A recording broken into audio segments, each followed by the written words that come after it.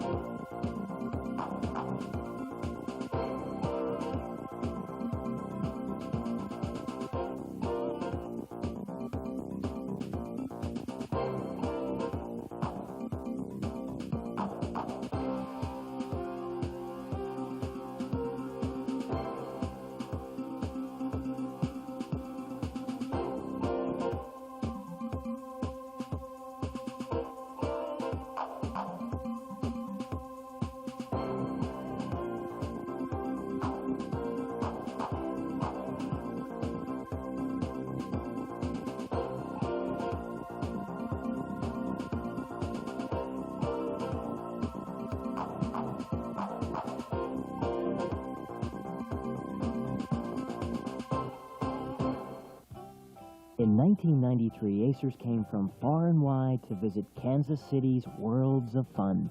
Jules Verne would never have imagined it would be possible to travel around the world in 5 days. But this year, Acers proved him wrong.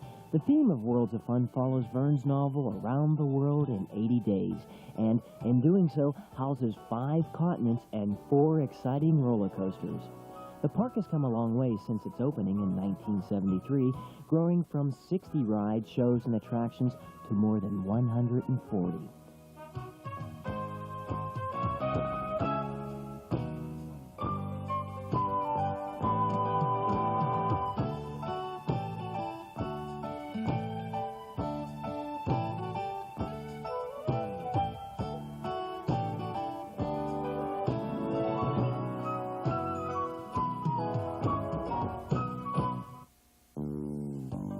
Worlds of Fun also houses some of Ace's favorite roller coasters. The park's newest coaster is the Wacky Worm. Guests ride a giant worm that wiggles its way through a bright red apple.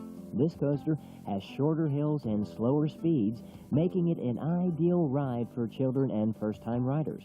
Created by Pinfari, this Italian coaster is fun for kids of all ages.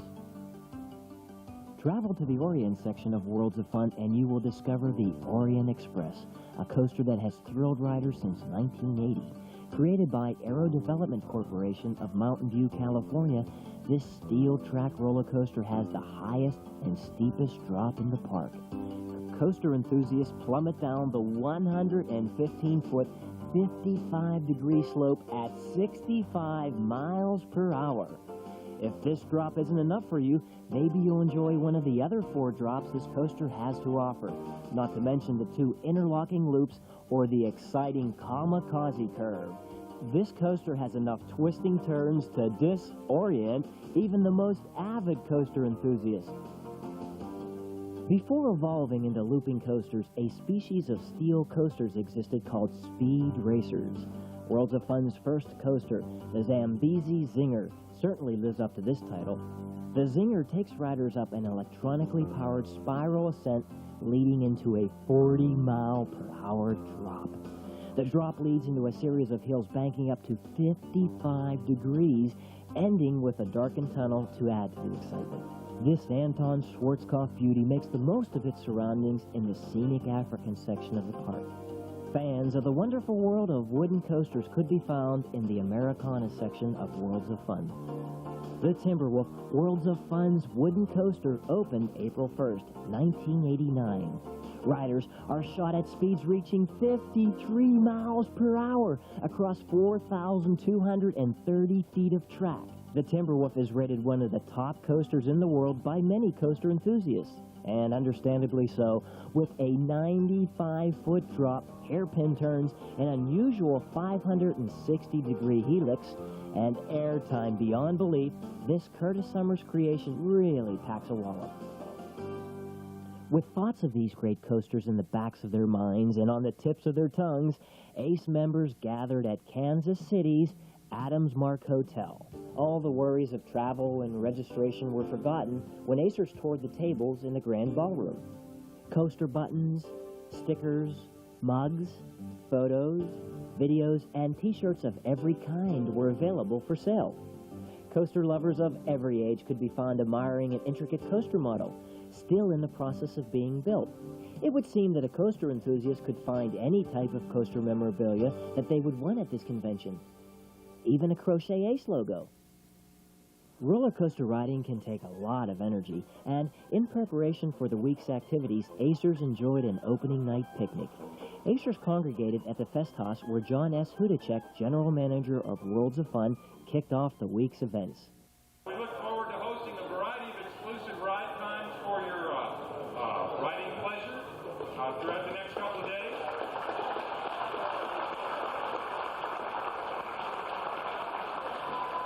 And very much look forward to having you with us throughout here.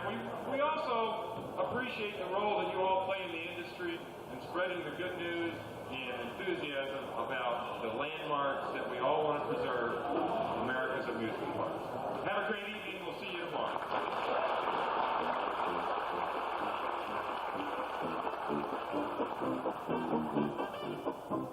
Enthusiasts enjoyed a delicious meal, music, and a spectacular fireworks display.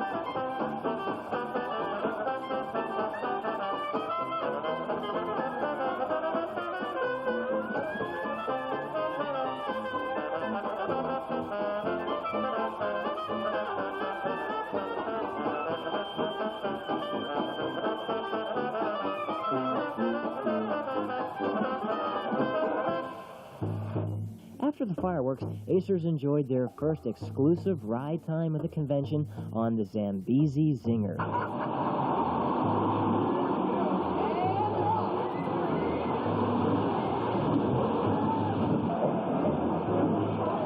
Step in, please. Speaking, welcome to the Zambezi Zinger. Ready to get zinged up here? Ready to get zinged on this?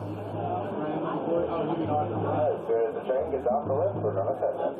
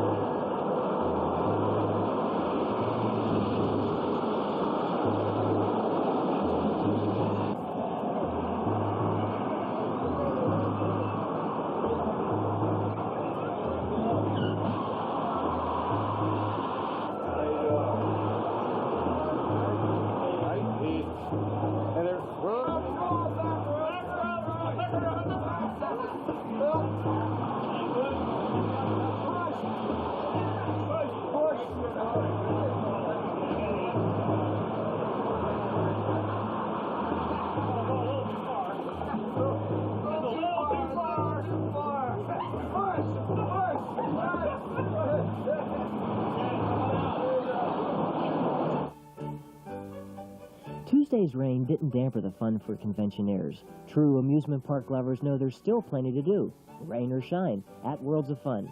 How about a scavenger hunt, for example? The smiles brought about by Tuesday's Ace Picnic seemed to chase away the rain. Not to mention prepare acers for the rest of the day's riding, including the night's ERT on the Bamboozler, the Skyliner, and the mighty Orient Express.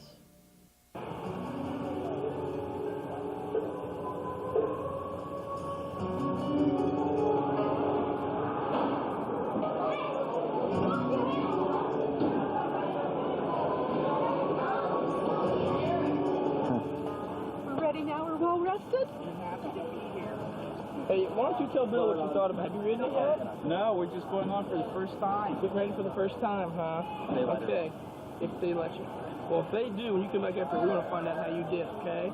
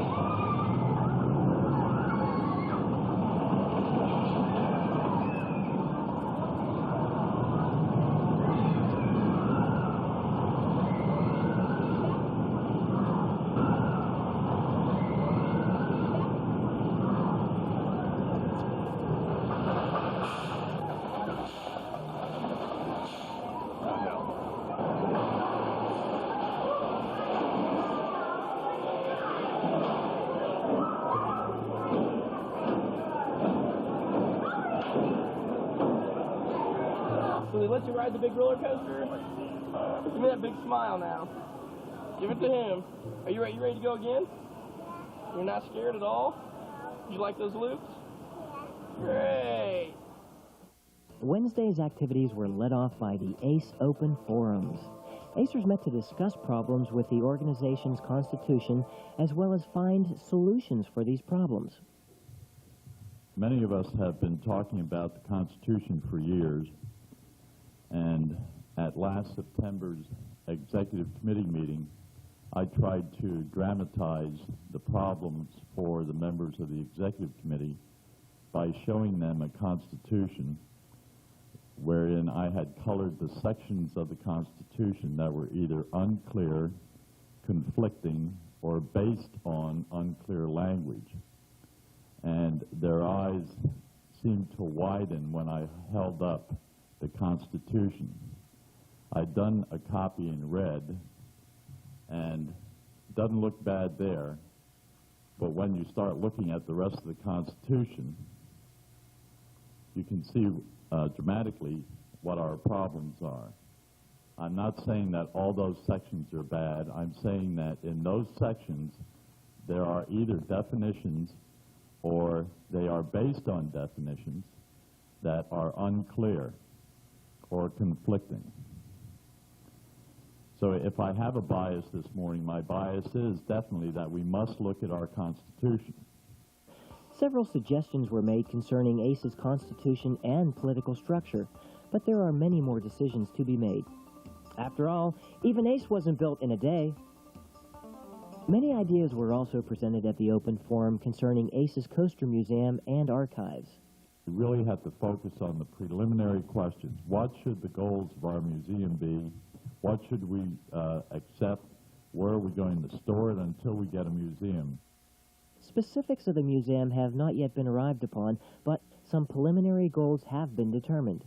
The goals of the museum would be both educational and archival, and we felt that the archival function would take priority because we need to get the material first, and once we have that and eventually start thinking about where we would have a building or whatever, then we could get this material organized into displays where we could bring the general public in. And we definitely wanted to have an archival, a resource where people could go and do research and have this material available. And in conjunction with that, we have two projects. Well, one project is getting started to develop a database of all existing coaster cars that are no longer in operation. There's an upcoming call for information in the next day's news, and Matt Crowther's handling that project. And as a follow-up to that, we'll be starting something similar on blueprints of coasters that are either standing and no longer standing. So we're already starting to move ahead in gathering information for things that we may want to have in the museum. After the open forums took place, many conventioneers participated in the ACE workshops. Nancy McGrath presented some insightful research techniques to use when writing for Roller Coaster magazine. Joe Risnauer lectured on the physics of roller coasters, and Helen Fluharty gave a presentation on decorating steamer trunks. ACE's annual business meeting was also held on Wednesday. The meeting covered a vast array of topics, including approval of the minutes from last year's meeting, event coordination, the treasurer's report, the director's report, ACE membership, Roller Coaster magazine, ACE jackets and shirts, public relations, and coaster preservation. This year's presentations were some of the best yet. Alan Ambrosini was first with a very interesting slideshow on Fiesta, Texas.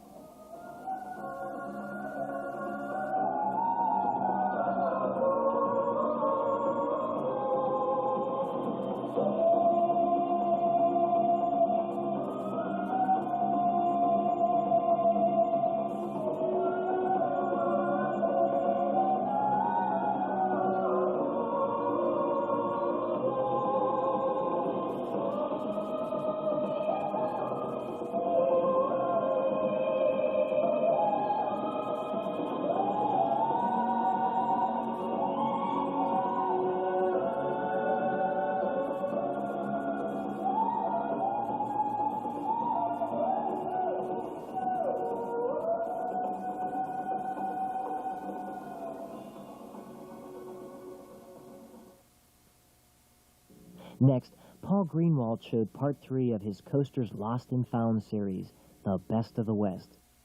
This video that you're going to see is the third part of a three-part series, which basically consists of film that I scraped out of my closet, off the floors and the walls and ceiling, things like that. These are coasters that have not shown, or not shown very much, on previous films. I can say it's called Coasters Lost and Found. This is the, what I call Best of the West. It starts in southern Ohio and works its way on out through the Midwest and ends up in places like Lagoon. The third and final leg of my cross-country travels in search of roller coasters begins in southwest Ohio at Kings Island. This was early footage shot during the early 70s when the park was new. I never knew about its predecessor, Cincinnati's Coney Island. I only found Kings Island by accident while heading for the Capes of Kentucky along I-71. Some of the earlier parks rides were moved here, but unfortunately the coasters were left and are lost for good. However, I did find the brand new coaster which is said to be responsible for reawakening the awareness of these rides and sparking the great coaster arms race of the 70s among American parks, the Racer.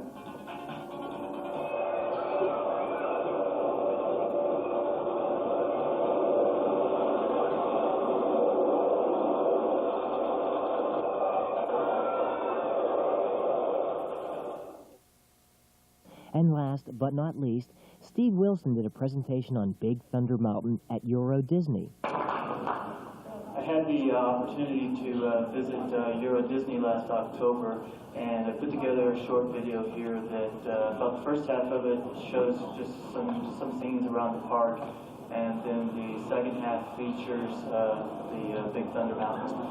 And this Big Thunder Mountain I can compare only to the one in Florida. This one seems to have a little more action to it. This one is located on an island in the park with the station on the mainland, and you take tunnels over and back to get to and from the actual ride. And tunnels have some nice surprises in them which are not given away by the video, so I hope you enjoy it.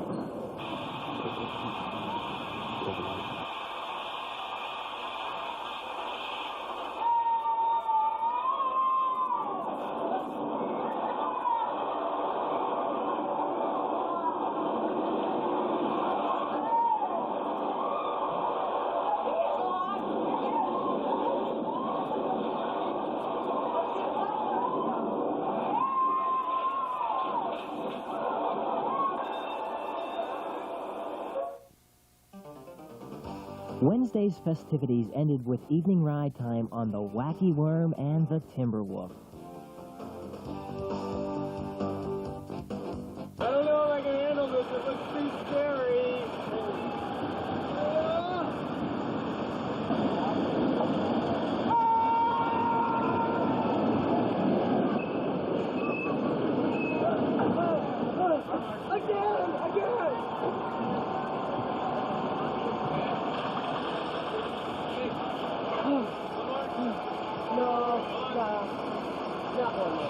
Hey, you've ridden the beast. Can you handle the Wacky Worm? I don't know. We'll find out.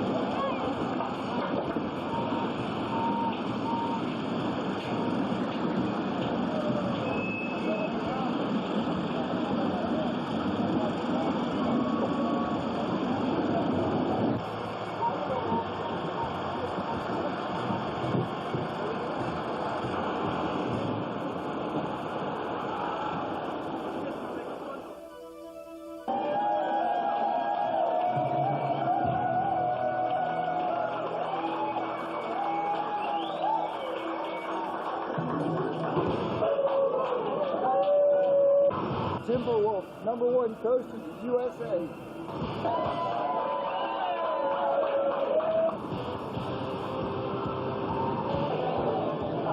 Leave your buttons out, nobody cares. Oh, okay. Front seat. Front, front, front,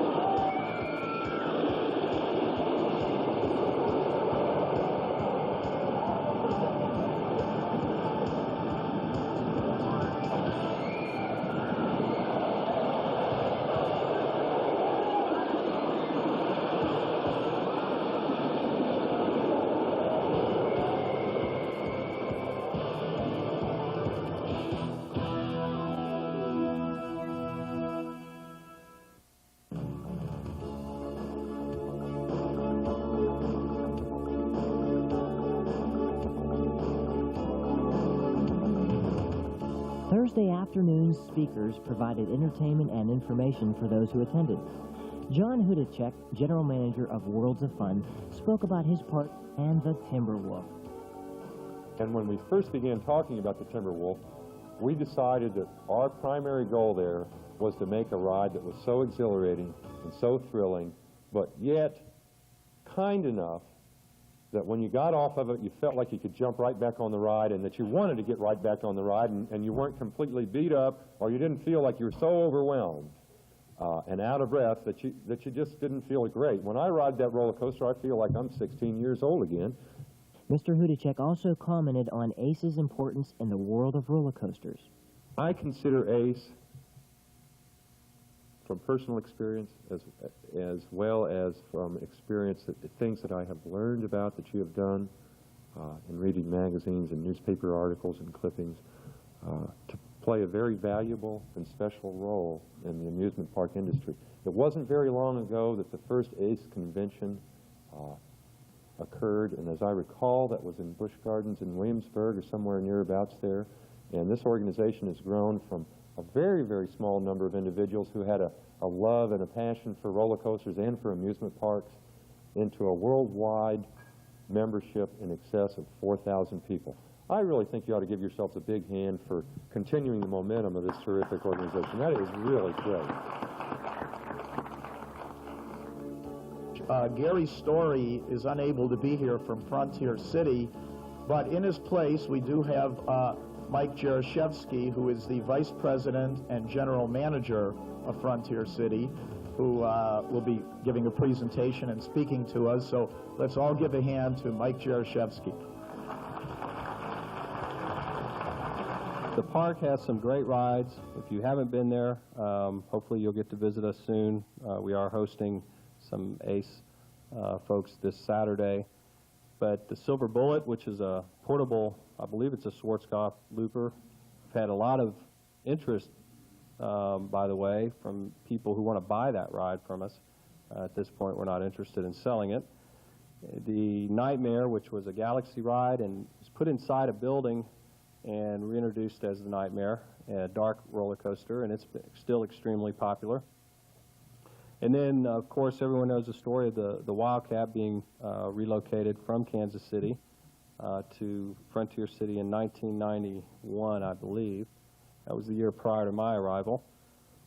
And I know there's been a number of changes to the Wildcat. Gary wanted me to tell you that they were going to, or we were going to repair or return the point prior to the station where apparently that little dip was taken out a few years ago. And I don't know, I never rode it before, so I'm not sure how severe it was, but we're working with John Pierce to re-engineer that and return it to its original form. Tom Rebbe of the Philadelphia Toboggan Company showed a video giving a behind-the-scenes look at some of the steps that go into the building of some of the world's best roller coaster cars. In this case, are some cars being built for Cedar Point's Mean Streak.